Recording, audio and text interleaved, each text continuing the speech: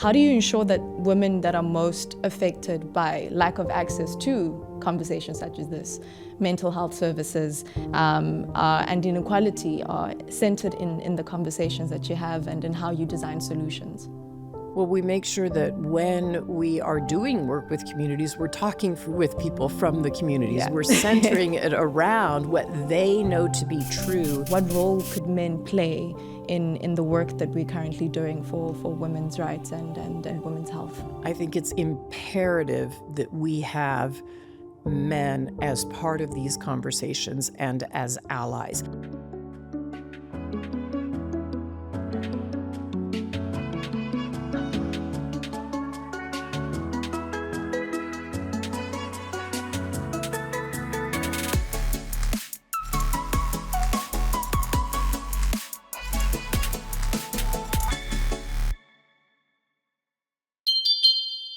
Hello everyone and welcome to Mindful Mondays. Each week we have different conversations with system builders, system disruptors, people in the mental health space, leaders in industry to share stories, because storytelling is what brings us together. And today is no different. I'm joined by a formidable woman, a woman whose work I've been following for a while. I'm joined by Melinda French Gates, who is a businesswoman, philanthropist, an author, and a global advocate for women and girls. Thank you so much for joining us, Melinda. Thanks for having me. Thank you so much. I just want to jump right into it because I know you don't have a lot of time, but I wanted to start with asking, how are you right now? I'm good. It's fall here in Seattle, and so it's beautiful outside. I always love this season, and I've got 2 young granddaughters, and I'm hoping to see them next week, so I'm doing well. I love that. I can actually see the trees in the background as well. That's what I love about fall. And when you speak about having 2 young granddaughters, I feel like when I was reading your book, the theme about women empowerment and being a champion for young girls was such a big one. I wanted to, before we get into the next day, I wanted to start with the moment of lift and why you needed to shape that conversation for women's empowerment. And I mean, when I was reading your other book, it was so important to make sure that the conversations we have with women and young girls is at the center of how they see themselves. Yes. Well, I wrote my first book, as you said, Moment of Lift, because I wanted people to understand that even though I am in this unbelievable position of privilege and get to do this work in philanthropy, that really what I saw and what I learned, so much of what I learned was from meeting with women all over the world. I've been on the continent of Africa, I think more than 36 times. And I was so lucky to go out into communities and really talk with women and families. And they would invite you into their homes. And I learned, what was life like for them? What were their hopes and dreams for their children? What were they achieving already? What did they hope to achieve? And from that, I was able to come back to my home in Seattle and realize where we needed to go in our philanthropy if our goal really was to help people step into their full power. And so I wrote that book so that people could understand my point of view on that from everything I'd learned. No, I love that because you speak about leading from the back and letting the people with the stories lead from the front. And when you wrote the moment of lift to now with the next day, how has that transition been? Where were you when you were writing the moment of lift, and where were you when you were writing the next day? Because it's a beautiful, beautiful book. And I just wanted to get your frame of mind, like the differences to when you were an author then to an author now. Yes, well, when I wrote Moment of Lift, I was still at the foundation. I was still married. And there's been a big transition, a big shift in my life, right? Like I've left my marriage of over 25 years. I've left the foundation. So I've had a huge transition. And I chose to write the next book the next day to really inspire people about what can come next when we go through these transitions in life. Because I've also turned 60. I also have 2 granddaughters now. And I realized, by the time you get to 60, you've been through all kinds of transitions in life. And we can learn something in those transitions if we pause and take time and don't just kind of rush through them. And so I wrote that book from that perspective. And I loved reading it. I was telling you earlier how I was just crying through different chapters, but one in particular was when you speak about being a greenhouse, which is a common theme in terms of how you approach your work, your conviction to stand up for women's rights and women's empowerment. And being a greenhouse is a place of nurturing growth during difficult seasons, and not necessarily only in difficult seasons, but as you said, many people feel helpless in times of uncertainty or even heartbreak. How can we practice being a greenhouse in our own personal lives and in the world? So in that chapter, I describe in specific detail about a very good male friend of mine who died of cancer in his late 30s. And I was in my mid 30s, and I knew he and his wife, Emmy, and their 3 very young children. And I wrote that chapter because the way they let me accompany them on that journey of death, I learned so much from it. And it taught me so much about how we can accompany one another in our lives. So, if as a philanthropist, when I come in and work with a community, it's about trying to understand what are they already doing that is working, right? There are so many solutions that people have and ways that they're working around difficulty or working through in their community. How do we get the services that we deserve? And so our job is to come in, I believe, as philanthropists and accompany people on that journey so they can have even more impact and scale even more in their communities. And I think that was a key thing in terms of, like, again, you saying when you transitioned from Gates Foundation to Pivotal, which you were doing as well during that time, around making sure that you let the people tell the stories, the people on the ground. There is work being done. But I think sometimes we find that we feel like we need to be in philanthropy, or the little that we have may not go a long way on the ground. And what I found interesting about the work that you're doing at Pivotal is supporting those kinds of movements and being a greenhouse in those communities. And one thing that I found interesting, I was actually speaking about it, was when you did transition from Gates Foundation into leading the charge to women empowerment, but in a different way, making sure they are the active participants of the change that you want to see, and you just supporting them in arms, was how you reiterated your commitment to women. Why was that so important for you to do? I mean, we all know you as a champion for women and girls, but you reiterated that, and that was beautiful. Because I felt that it was important for people to know that even though I had made this large transition from the Gates Foundation to Pivotal Ventures, which I already had and had set up back in 2015, but Pivotal was going to be my primary place of work. And I didn't want people to think, oh, well, she's retreating or she's going to do something completely different and not work on women's power.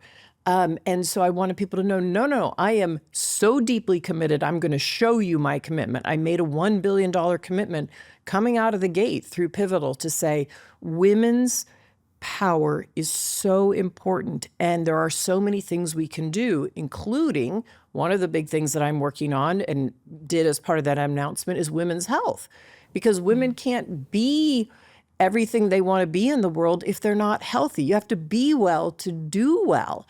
And so I wanted people to know I am deeply committed to that issue. And it was such a beautiful thing, because I find myself, I've listened to you saying women need to be well to do well, and for them to lead communities, and that is so true. But I find that something that's often neglected in that charge is their mental health. How do you also integrate that into women's health? Because when we speak about women's health, obviously there's different spectrums to it, but so many facets of who we are as women is not as supported as it needs to be. And I know that you're doing some incredible work in that regard to include mental health in the conversation. Definitely. When I say women's health, by definition, I think of both mental health and physical health. So, and for so long, we have said to women, just deal with your pain and suffering. It is. Just accept it. And yes, we might be able to help you in these other pieces of your physical health, but okay, you have pain and suffering. No, that just shouldn't be. If a woman is, or a man is highly anxious, they can't attune well to their children or their work or even their physical needs, right? We need to help address what's the trauma they've been through. Why do they have anxiety? Anxiety serves a role. It's there to signal something, right? And so often, even in the medical establishment, women might go in and there's no diagnosis. And the doctor says, well, you're just going through menopause or you're just dealing with anxiety. There is no just. Just means justify it. Help me understand what's going on here so I can step into my full well-being. And for too long, we just haven't addressed that in society. And there's no reason we shouldn't just start doing it now, in my opinion. No, definitely. I was reading a book that speaks about how historically women's gut feeling that inner voice is something that needs to be nurtured because that's how they lead communities. Just tying it back to something that you said about catching it in the whisper, I think the importance of mental health right now is women being able to recognize when something is wrong, because I think for the longest time they've had to bear the brunt of societal needs, but not while neglecting their own. And I think when we integrate mental health into women's health and women's empowerment, it's so important for them to be well, as you said, to do well. And mental health is the foundation of that. But more often than not, women are not raised to trust their voices in the way that they should. We wait for approval from this person. We wait for approval here and there. How did you get to a place, obviously you explain it in your book, but I just wanted our viewers to also know, but how do you implore women who may not have the access that they may need to a therapist to have daily practices that make them attuned to their voice once again and to trust their voice in a world that is so loud and says that they're not as strong as they are, they're not leaders of communities when in actual fact they've been for so many generations? I love what you're saying, Shudu, about trust your gut, because I think so often society says to women, well, maybe you're not right, or no, I'm not going to do the thing you want, or we don't do things that way. That's because of the way society's been run. For a very long time, men have had most of the power in society. It just is.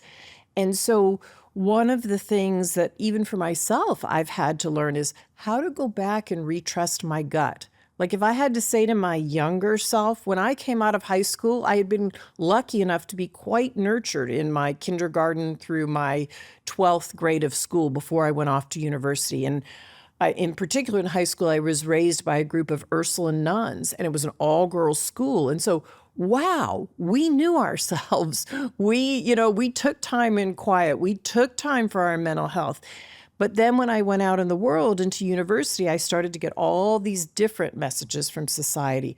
And it's taken me this long, and as I write in this book the next day, to really come back and trust my gut. And so I say to people, if you can take time in quiet each day, maybe that's in the morning, maybe it's getting outside somewhere beautiful, maybe it's sitting in a garden and listening to the birds, maybe go out for a walk if you can, tend to your physical well-being, taking some time for yourself during the day before the world bombards you with all the things it needs you to do, whether you're in your workplace or whether you're a mom. Taking some time to yourself will help you hear things when they are in your gut and when they are at that whisper stage. Mm-hmm. And I love that. I remember during COVID, actually, my therapist said the same thing. She said, taking time to yourself sometimes is 30 minutes to just cook something you like, taking a walk around the garden, because sometimes we think stillness is about going to the gym or going to the best yoga studio, when it's actually not. It's in the little things, being in tune with nature.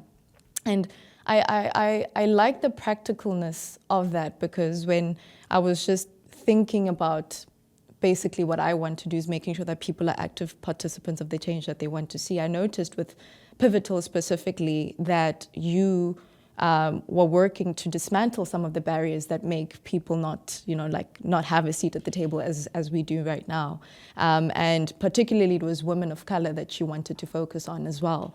How do you ensure that women that are most affected by lack of access to conversations such as this, mental health services, and inequality are centered in the conversations that you have and in how you design solutions? Well, we make sure that when we are doing work with communities, we're talking with people from the communities. Yeah. We're centering it around what they know to be true in their community. We're inviting them into the work and coming in with humility, saying, we don't know all the solutions. And so how is it that you see this in your community? How would you like it to play out in your community? And if I take then my own country as an example, there are not enough women with seats at the table. So how do we work to have more women with seats at the table? Because when women can step into their full power, we have power inside of us. When we can step into it, we do make different decisions for society. Not better decisions, not worse decisions, just different because we have a different lens on society. So I really push for women getting into public office more, getting into the workforce more, getting into positions of power, because I know that it changes things. I have seen it for my own eyes time and time again, all over the world. And in that regard, I know like there's so many things that are being done. What is the importance of community as we do this, as we lead the charge? I mean, one key thing that as you said earlier, like it's the importance of community within your own personal life. But we find that in the charge for women's health and women's empowerment and just advocating for that, we work so much in silos instead of coming together to actually have conversations with one another. What do you think is the reason why, as a society, would rather lead the charge alone? Is it the landscape or the environment that we're in?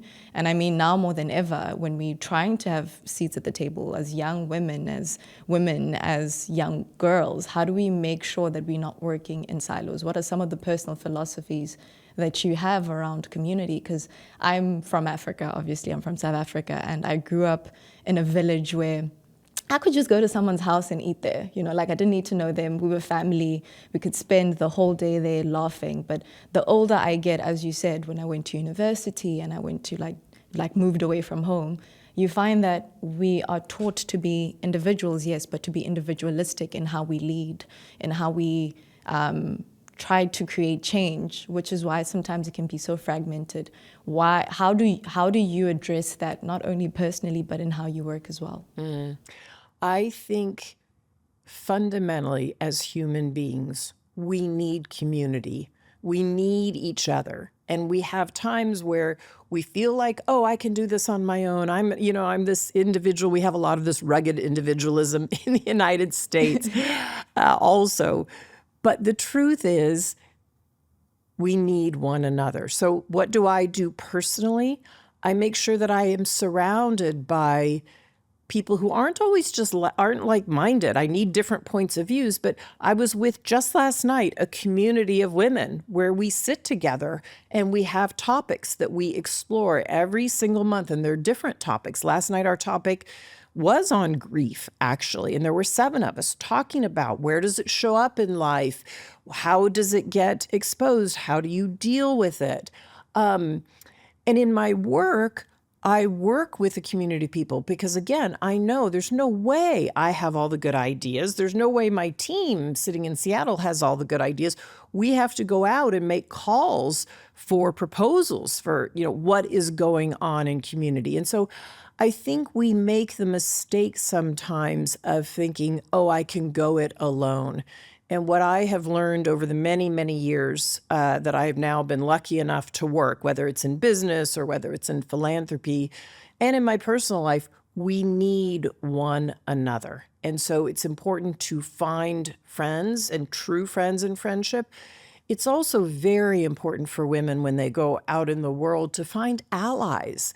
whether it's a male or a female ally who will help speak up for you in hard times, or will help you see yourself and the ways you need to grow, or help you see an issue in a different way, or just surround you when you're having a tough time.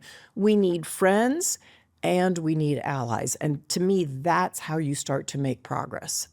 I like the concept of allyship because we often neglect the role of men in like how we move forward as a community, especially when we're talking about women's rights. One thing I always say is we shouldn't other men or even other women's rights as a separate issue. I think it's a human rights issue when we're speaking about investment in women's health. But more and more, the need for men to start speaking about it almost, I hate to say it, sometimes validates, because sometimes when we speak about it as women, it feels like it's just our issue. What is the importance then in that community that we're building, where we make sure that we're not siloed, we're not group thinking. We have different perspectives about maybe how we are approaching certain situations may be different to how we should be approaching it to make sure that people feel involved. Obviously, you touch on the role of your father and how you were nurtured. You made the beautiful example of Malala as well. But I see in my own life as well that the importance of men joining the conversation is important now more than ever. What do you think what role could men play in the work that we're currently doing for women's rights and women's health? I think it's imperative that we have men as part of these conversations and as allies. Because again, they have a different lens on it, right? They may see that, in the work environment, I thought I was treating my team all equally, the men and the women on the team, but maybe I'm not. Like I've actually talked to older men who say, look, I educated my son and my daughter equally. They got to go through good schools. They were lucky enough to do that. And they'll say, I didn't see it. I didn't see it until my children launched into the world, that my son had all these doors open to them, or all these opportunities just naturally, this network he stepped into.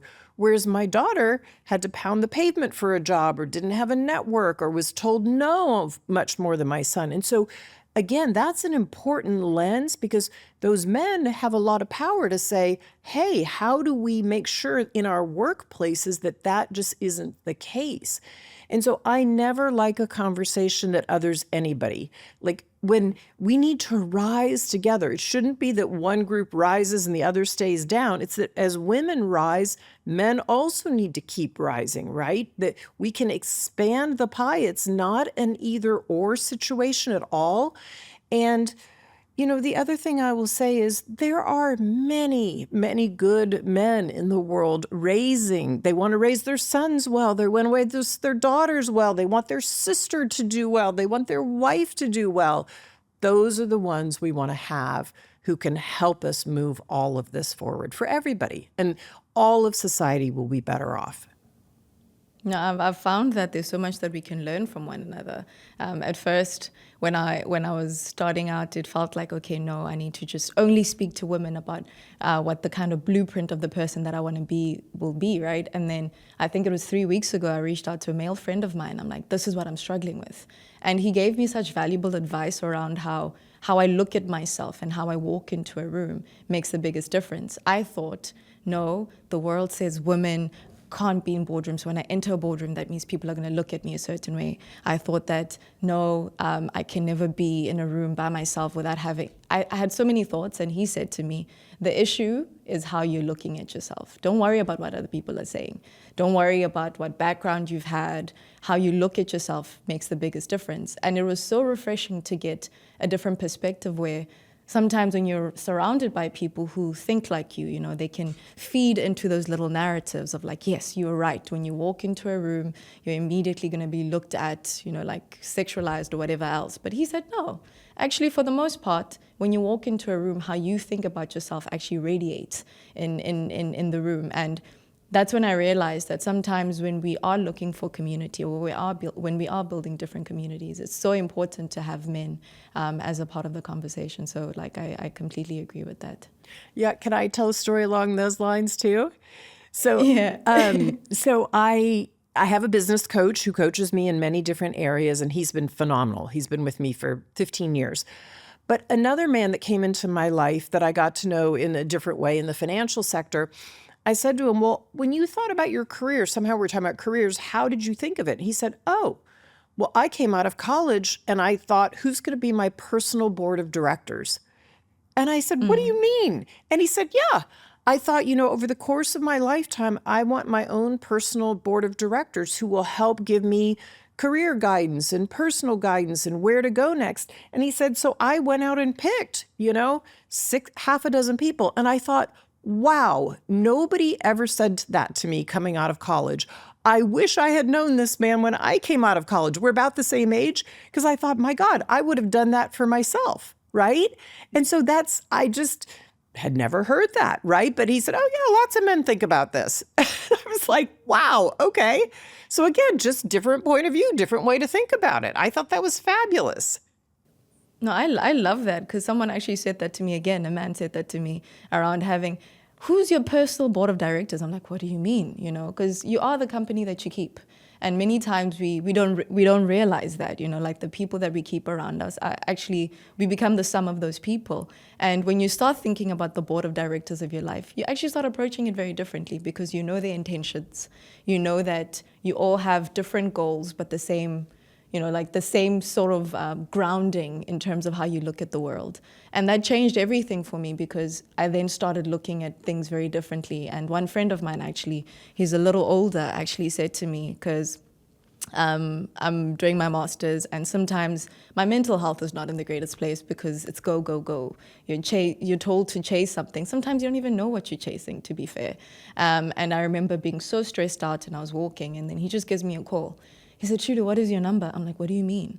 He's like, well, the thing about your number is you need to decide what the number of your life is going to be. Like, how much money do you think you're going to need to make a year to live a good life? Because he's like, anything that you add on that, if it's $10 million a year, let that be so. But if anything on that will take something away from your life, I'm like, explain more. And he's like, no, I've had friends who are judges who are this, and every number that they've added has taken away from either their family time, taken away from their marriage, taken away from themselves. You lose a little bit of yourself when you don't have people that ask you why you do something. Like, what is your why when you do things? And the board of directors is literally that. People who constantly keep you accountable. So you want to start this thing, why are you doing it? Like, you want to pivot, why do you want to pivot? People who make you think about your why and constantly keep you grounded. And that is something that I think the board of directors, I think every person, even women more so, need that community, but not just a community that you have fun with, but a community that will keep you accountable in the good and the bad times. That's right. And you can have different communities. You can have maybe a spiritual community, and you can have a community that maybe is your sort of more fun community, right? And keeps you laughing, and there's some play and some.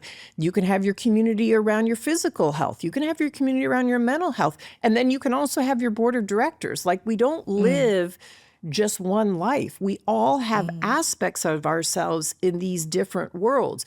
But I agree with the fundamental thing that you said, which is be careful of the company you keep.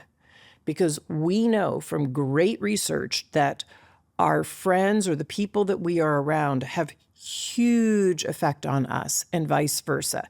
Here's a great, just small example. Let's say it's a group where of women that meet and they go every Monday morning for coffee, right? Coffee and a pastry.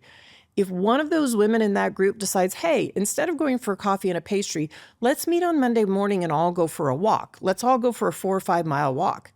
Guess what? That one woman is affecting the health of the other women in that group. Habits are formed in groups, right? And that's a slightly healthier way of doing a Monday meetup.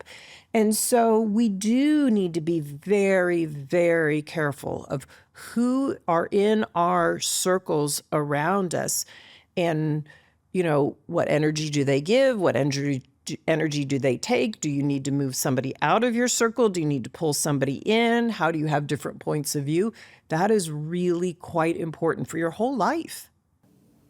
No, I completely agree with that. And also just touching back on like the healthy habits, even in stillness, I'm finding that when you're still and then you surrender and you're transitioning in your life, There's times where you also need to be aware of who's around you. I find myself shedding a lot of friendships, shedding a lot of relationships, and it's hard. But at times when you take a different, I guess, mindset to it and you start looking at the friends who say, instead of like just going to the club every other week, let's actually go for a walk on a Monday. Instead of eating this or like eating at this place, let's try something different. But I find that when you are still and you actually take a pause and take account of the people around you, of like the friendships, the board of directors, the different whys in your life, the only way you can notice who is around you is when you're still enough to see and take stock of how they've also impacted your life. So I love that story because it just reframes, I guess for me, how it's one thing to just keep people for the sake of keeping them, but we must be careful that we're not just keeping them for the comfort of having them there and there's no impact whatsoever. Right. And even in the book, even in the place in my book where you reference the greenhouse, which really is about grief and knowing where I was kind of in relation to the people in the center, right? The person who was dying and his family.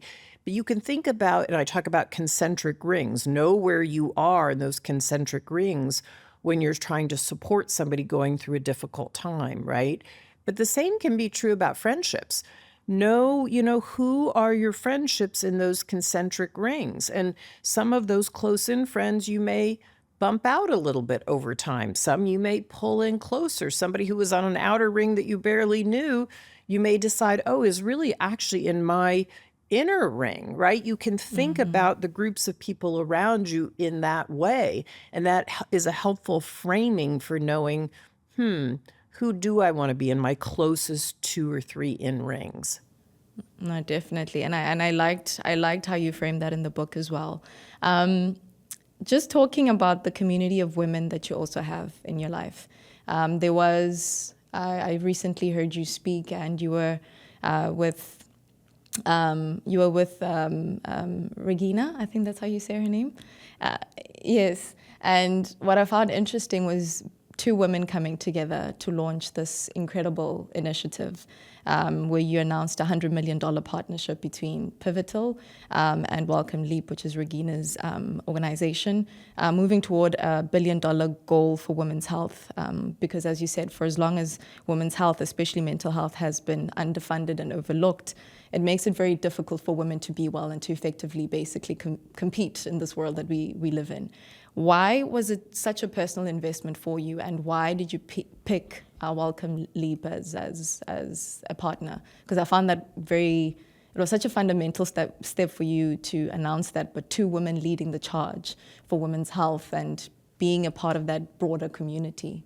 Why was that so personal for you? Well, I've known Regina for a long time. I've known of her work, and she has a proven model that she had used here for a long time in the United States, first in an agency inside our government called DARPA that does unbelievable research and development.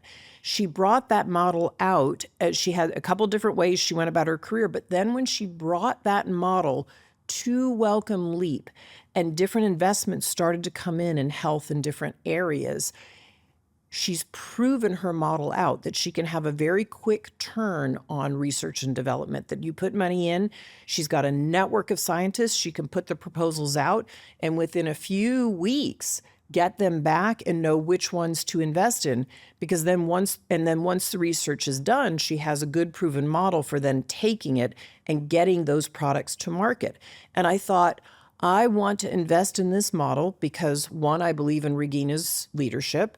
2, I know it's effective. They've done it in other areas for health.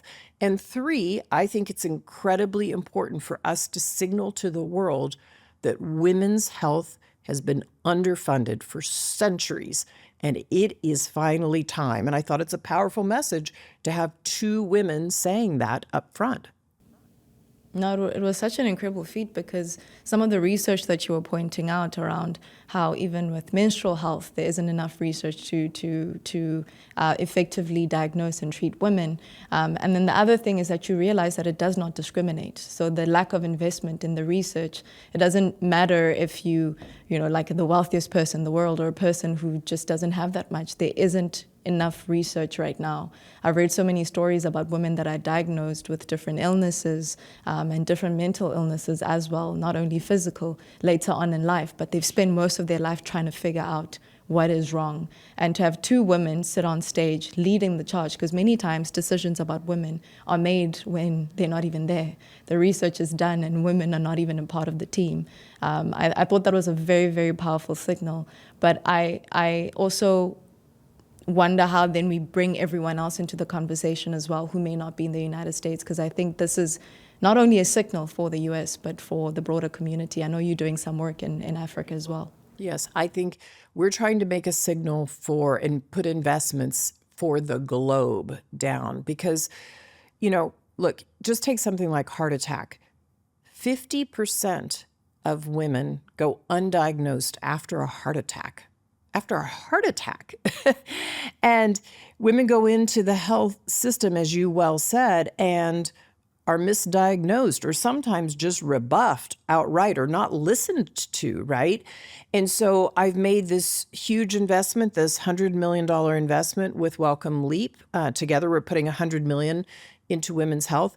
But I also am announcing other grants. I'm doing something with Iconic, a group that is a global set of philanthropists investing in women's health and well-being around the world.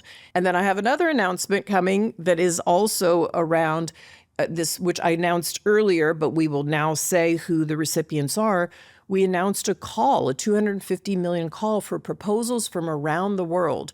We got over 4,000 applicants from 6 continents, and we will soon announce 80 recipients or awardees of those grants. And they are things going on out in communities. Grandmothers setting up mental health services for young people in Zimbabwe. Telemedicine and mobile clinics for young people for sexual and reproductive health in Brazil. Another one's doing surrounding women with perinatal services from the minute their child is born all the way to their child's age 2. Those are community solutions from around the globe. And so I'm funding those because I want to say these can have even more impact and can be scaled. And so I will keep making investments in women's health in different ways to keep signaling how important this is, and so we can make progress and advance on behalf of women's health. No, I love that, and especially the project in Zim. So what's interesting about the projects that you've just mentioned is that communities have been doing this work for such a long time. So for these grants to come in is so important because it's like finally, people can actually see the work that they're doing. So the Grannies on the Bench, I think it's the Grannies on the Bench in Zim. It's such an incredible project because grandmothers have long been, the pillars of our community. Like when I think about my grandparents, they have basically made me who I am, right? And it's those projects in communities, those grassroots projects that I think have been forgotten because sometimes, you want the biggest project in the world, but it's the community-led initiatives that are more important than ever. I just want to then ask you finally, when you think about your next chapter, after decades of building global partnerships, what have you learned about what real empowerment looks like? And when you think about your next chapter or the next day of your journey, what does legacy mean to you now?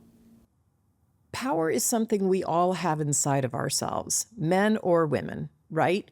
But we don't always get to exercise that power fully because we get held back by society or told, no, you can't do that, or we're not listened to. And so what I am trying to do with my organization, Pivotal Ventures, and many, many partners around the world is help women step into their full power. So whether that's in their health, for their health, making sure that they are, healthy so that they can do well in life, or making sure that more women are in seats of power. That is my work ahead and will be my life's work. I want to make sure my granddaughters have more rights than I have right now here in the United States. So that's my life's work. I don't honestly think a whole lot about legacy other than, have I done well by my family and friends? Was I a good mom to my 3 now adult children? And have I continued to be a good parent to them? Am I a good grandmother to these two beautiful granddaughters I have? And maybe one day I'll have more grandchildren, right? But have I done well by my family and friends? That is what I want my legacy to be. And if by some chance through the work I've done, some people have breathed easier while they've been on this planet, that's a quote from Ralph Waldo Emerson, then I've also done my job with my work. And that would make me happy and joyful on the last day. Oh, I love that. I love that. Thank you so much for your time, and thank you for sharing your heart with us. Like I said, I've followed your work for such a long time, but there's a certain vulnerability that you present every time when you speak, every time when you share your work, that it shows that it's your heart's work. So thank you for joining us. And to the South African audience as well, we're just so thankful for this book. You have done incredible work across the continent. So thank you. Thank you, Shudu. Thanks for having me. Thank you so much for joining us on Mindful Mondays. I loved our conversation with Melinda French Gates. She is a formidable woman, but also just a reminder on the importance of leading together. I think many times we want to lead on our own. And I think a lot of the times when we lead in arms together, that's when we make the most effective change. More than ever, community is needed. Our voices together are needed. And when we lead, the importance of leading with stories and making sure that the people on the ground are active participants of the change that they want to see. And I'm so grateful for this moment, for this reminder, and also this incredible book. I think when I was reading it, one important thing just jumped out at me. We can go far alone, I think that's the quote, but we can go even further together, especially now more than ever. Thank you so much, and join us again next week, Monday.